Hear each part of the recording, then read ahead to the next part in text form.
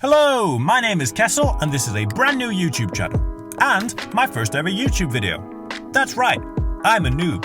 So if you're watching this, thanks, you're awesome. And if you like my videos, please consider helping a new guy out and subscribing. It only takes a second. Also, before we get into it, I want to give a big shout out to SB737 for giving me the inspiration to start this channel. Go ahead and check out his videos and give him a subscribe if you haven't already. Today we're going to be asking the question, how can you survive in lava?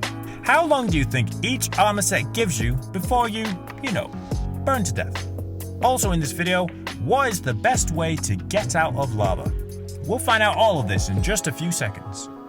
Now, we've all been there before. One moment everything seems fine and then suddenly the world's going upwards, you're going downwards, and you're in liquid fire. What can you do? Well, it depends if you're in the overworld or the nether. In the overworld, keep a water bucket in your hotbar so that if you ever fall in lava, you can reach for the nearest block and save yourself those precious few seconds trying to find it. Trust me, no matter what armor you're wearing, those seconds are precious. On the other hand, if you're in the nether, well, then you're in a bit more trouble.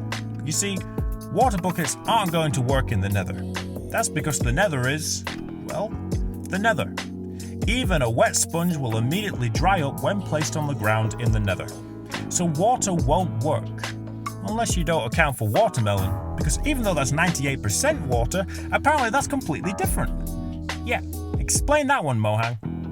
So in the nether, if you fall in lava, you're going to have to rely on a few other things to survive. So first, let's see how long each armor set gives you.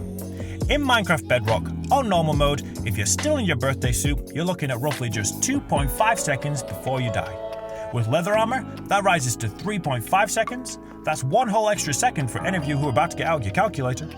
Iron armor is around 7 seconds. Diamond armor is around 11 seconds. And to my surprise, netherite armor is also around 11 seconds. So without any extra fire protection, you have 11 seconds max to deal with your situation. That's not a lot of time. So try to at least get to a place where you won't lose all your items at once in lava. And if you can, dig into a spot where your items won't end up everywhere. If you do happen to die, do a capture so that you can at least see where you were when you died. This is especially helpful if you have coordinates turned on in your settings. Of course, what will help you greatly is if you add fire protection to each piece of your armor set, which will extend your time greatly.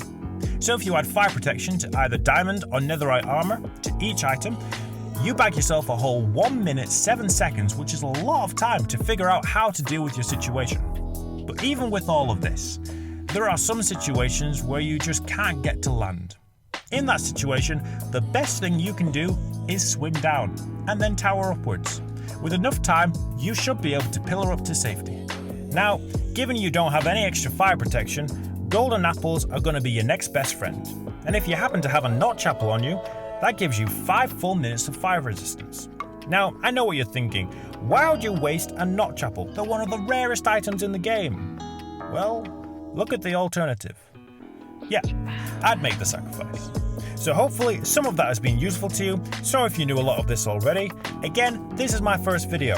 Let me know what you think in the comments below and what you think I should do next. This has been Kessel. Thank you for joining me. Like and subscribe.